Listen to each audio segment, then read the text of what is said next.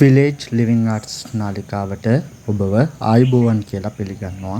ඉතින් මේ වීඩියෝ ඔබ අවසානයේ තෙක් රැඳී සිටින්න කියලා නරඹන්න කියලා ඔබගෙන් ඉල්ලා සිටිනවා. ඊටමත් වටිනා වැදගත් කරුණු රාශියක් මේ වීඩියෝ තුළින් අද අපි කතා කරන්නට බලාපොරොත්තු වෙනවා.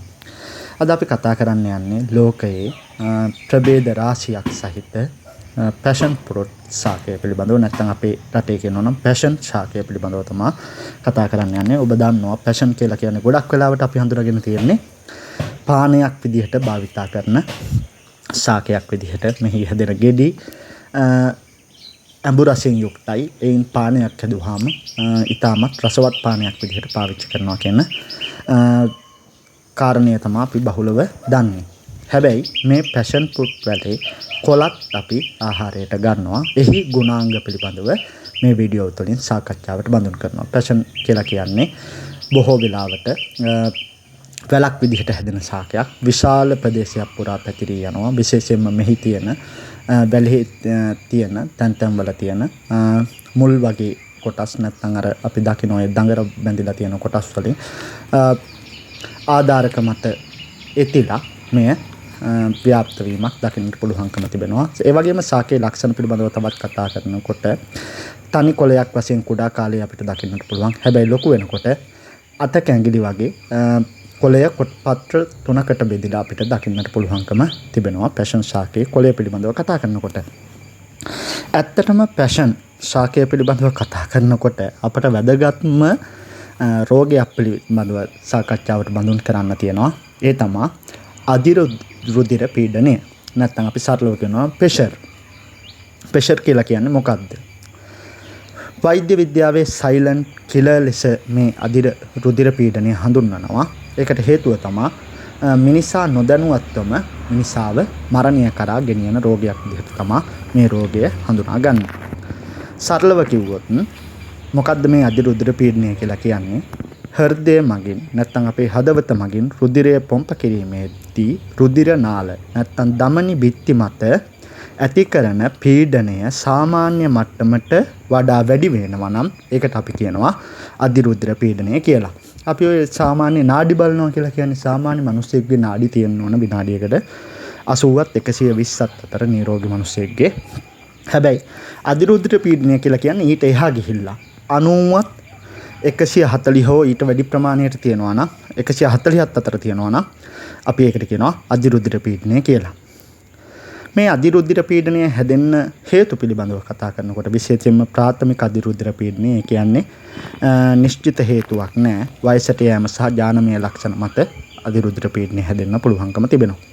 ද්විතීයික අධිරුධිර පීඩනය කියලා කියන්නේ විශේෂයෙන්ම වක්ගඩු රෝග, හෝමෝන අසමතුලිතතාවය හෝ ඇතම් රෝග නිසා අපට හටගන්න පුළුවන් අධිරුධිර පීඩනය. මේ අධිරුධිර පීඩනයේ අවදානම වැඩි කරන සාධක තමයි විශේෂයෙන්ම ආහාරයට අධික ලෙස ලුණු එකතු කර ගැනීම, සෝඩියම් එකතු කර ගන්නවා නම් ඒත් අධිරුධිර පීඩනය වැඩි කරනවා. ඒ වගේම ධූමපානය හෝ මත්පැන් පාන භාවිතයත් මේ සඳහා බලපානවා. ඒ වගේම ශරීරයට ව්‍යායාම මදිකම හා ශාරීරික ස්ථූලතාවයත් බලපානවා. ඒ වගේම මානසික ආතතිය කියන කරුණුත් මේ අධිරුධිර පීඩනය ඇතිවීමට හේතුවක් විදිහට අපට හඳුනා ගන්නට පුළුවන්කම තිබෙනවා. බොහෝ අවස්ථාවල මේ අධිරුධිර පීඩනයේ රෝග ලක්ෂණ පෙන්වන්නේ නැහැ. එහෙත් සමහර අවස්ථාවන් වල අපිට අධිරුධිර පීඩනය තිබෙනවා නම් මෙන්න මේ රෝග ලක්ෂණ දකින්න පුළුවන්. හිස රදය, පෙනීමේ දුර්වලතා ඇතිවීම, හුස්ම ගැනීමේ අපහසුතා, පපුවේ වේදනාව, කරකවිල්ල වගේ හේතු අපිට ශරීරය තුළ අධිරුධිර පීඩනයේ ලක්ෂණ විදිහට පෙන්වුම් කරනවා. මේ අධිරුධිර පීඩනය අපි නොසලකා හැරියොත්, අපි මේ රෝග ලක්ෂණ පෙන්වනකොට ගණන් නොගත්තොත් අපට මේ අධිරුධිර පීඩනය හරහා ඇතිවන අර සයිලන්ට් කිලර් කියන තත්ත්වය ඇති වෙන රෝග තමයි මෙන්න මේවා. විශේෂයෙන්ම හෘද ආබාධ ඇති වෙන්න පුළුවන්. ඒ වගේම අංශභාගය, වක්ගඩුව අකර්මණ්‍ය වීම, ඇස්පෙනීම අහිමි වීමත් අපිට සිද්ධ වෙන්නට පුළුවන්කම තිබෙනවා. එහෙනම් මෙන්න මේ කියන්නා වූ රෝගයන් වලට ගොදුරු කරලා මිනිසාව මරණය කරා ගෙනියන ඉතා භයානක රෝගී තත්ත්වයක් තමයි අධිරුධිර පීඩනය කියලා කියන්නේ. මේ අධිරුධිර පීඩනය පාලනය කරගන්නේ කොහොමද? පළවෙනිම කාරණය තමයි ආහාර පාලනය. ලුණු අඩුවෙන්, ඒ වගේම එළවලු පළතුරු වැඩිපුර අපි ආහාරයට ගන්න ඕන. ඒ වගේම ක්‍රියාශීලී බව, දිනකට අවම විනාඩි 30ක්වත් ශරීරයේ ව්‍යායාමයකට ලක් කරන්න ඕන. පුළුවන් නම් ඇවිදීම හෝ අපි සිද්ධ කරන්න ඕන විනාඩි 30ක්වත් තමන්ගේ නිවසේ ඉඳලා යම් දුරකට ශරීරයට යම් ව්‍යායාමයක් ලැබෙන්නට.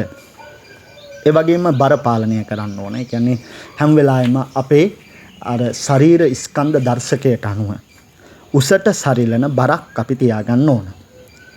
ඒ වගේම අපේ මනස සැහැල්ලුවෙන් තබා ගන්න ඕන. විශේෂයෙන්ම යෝග භාවනා ක්‍රම මගින් මානසික ආතතිය අඩු කර ගන්න පුළුවන්. ඒ වගේම සින්දුවක් වගේ අහන්න පුළුවන්. නම් මේ తত্ত্বය ඉතාමත් හොඳයි. තමන්ට කැමති, තමන් ප්‍රිය කරන සංවේදයක් ඔස්සේ තමන්ගේ මනස සංසුන්ව පවත්වා ගන්නත් ඕන. ඒ වගේම වෛද්‍ය උපදෙස් ලබා ගැනීම සිද්ධ කළ යුතුයි. විශේෂයෙන්ම වෛද්‍යවරුන් නිර්දේශ කරන ඖෂධ තිබෙනවා. ඒ ඖෂධ ප්‍රමාණය නියමිත පරිදි ලබා ගන්න ඕන. අධිරුධිර පීඩනය තියෙනවා නම්. ඒ වගේම රුධිර පීඩනය වරින් වර පරීක්ෂා කර ගැනීමක් සිද්ධ කළ යුතුයි. මෙන්න මේ කියනා වූ ක්‍රමවේද ඔස්සේ අපට අධිරුධිර පීඩනය පාලනය කරගෙන යහපත් සෞඛ්‍ය තත්ත්වයක් පවත්වාගෙන යන්නට පුළුවන්කම තිබෙනවා. දැන් අපි බලමු මේ අධිරුධිර පීඩනයත් එක්ක කොහොමද පැෂන් ෆෘට් සම්බන්ධ වෙන්නේ කියන කාරණය. විශේෂයෙන්ම මේ පැෂන් ෆෘට් කොළවල ෆිනෝලික සංයෝජන සහ කැරොටිනොයිඩ් බහුලයි. ඒ වගේම විටමින් C බහුලයි. ගොටු කොළවලටත් වඩා බහුල විටමින් C තියෙනවා. ඉතින් මෙන්න මේ පැෂන් ෆෘට් ආහාරයට ගැනීම හරහා විශේෂයෙන්ම රුධිර සංසරණ පද්ධතිය මනාව පාලනය කිරීමකට ලක් කරනවා. ඉතින් මේ පාලනය කරලා අපේ අධිරුධිර පීඩනය අර පීඩනකාරී තත්ත්වය යම් තාක් දුරකට පාලනය කිරීමක් මේ පැෂන් ෆෘට් හරහා කොළ හරහා සිද්ධ වෙනවා. එහි තියෙන ගුණාංග නිසා. ඒ නිසා තමයි පැෂන් ෆෘට් ඊටමත් ගුණදායක විදිහට අපි හඳුනාගෙන තියෙන්නේ අධිරුධිර පීඩනය සඳහා. මෙහි පෝෂණීය ගුණාංග පිළිබඳව තවත් කතා කරොත් විශේෂයෙන්ම පැෂන් කොළවල විටමින් A සහ C තියෙනවා. ඒ නිසා ප්‍රතිශක්තිකරණ පද්ධතියේ ශක්තිමත් කිරීමක් සිද්ධ වෙනවා. විශේෂයෙන්ම අපි ප්‍රතිශක්තිකරණ පද්ධතිය පිළිබඳව මීට පෙර අපේ වීඩියෝ වල කතා කරලා තියෙනවා. විශේෂයෙන්ම කාමරංගා ආදී ඒ වගේම හීන්නාරං ආදී වීඩියෝ කිහිපයක් තුළ අපේ විලේජ් ලිවිං ආර්ට්ස් නාලිකාව තුළ මේ ප්‍රතිශක්තිකරණ පද්ධතිය පිළිබඳව කතා කරලා තියෙනවා. විශේෂයෙන්ම අපේ ශරීරය තුළ හෝ අපේ ශරීරය තුළ ඇති වෙනවා නිදහස් රැඩිකලුන්. මේ නිදහස් රැඩිකලුන් කියලා කියන්නේ අපේ සෛලවලට හානි කරන තත්ත්වයන්. මේ තත්ත්වයන් පාලනය කිරීම සඳහා අපි බාහිරින් යම් යම් ප්‍රතිශක්තිකරණ සහිත විශේෂයෙන්ම කැරොටින් බහුල ආහාර, විටමින් C බහුල ආහාර ලබා ගත යුතුයි. ඒ තුළින් ඒ ප්‍රතිශක්තිකරණ පද්ධතිය ශක්තිමත් කරනවා. අර නිදහස් රැඩිකලුන් පාලනය කරනවා. ඒ පාලනය කරලා විශේෂයෙන්ම අපේ ශරීරය තුළ ඇතිවන රෝග රාශියක් වළක්වාලීම සිද්ධ කරනවා. ඒ තුළින් අපි ශක්තිමත් ශරීර සෞඛ්‍යමකට හිමිකම් කීමක් දකින්නට පුළුවන්කම තිබෙනවා. ඉතින් මෙන්න මේ ප්‍රතිශක්තිකරණ පද්ධතිය ශක්තිමත් කරන ආහාරයක් විදිහට අපිට මේ පැෂන් ෆෘට් හඳුනා ගන්නට පුළුවන්කම තිබෙනවා. ඒ වගේම මේ පැෂන් ෆෘට් කොළ ආහාරයට ගැනීම තුළින් විශේෂයෙන්ම අපේ ඇස් පෙනීම වැඩි කිරීමකුත් සිද්ධ වෙනවා. ඒ වගේම විශේෂයෙන්ම යකඩ අපේ ශරීරයට අවශ්‍ය කරන ලැබෙනවා. විශේෂයෙන්ම රුධිරයේ හිමොග්ලොබින් මට්ටම පවත්වාගෙන යාමට හා රක්ත හීනතාවය වළක්වා ගැනීමට අපට යකඩ අවශ්‍යයි.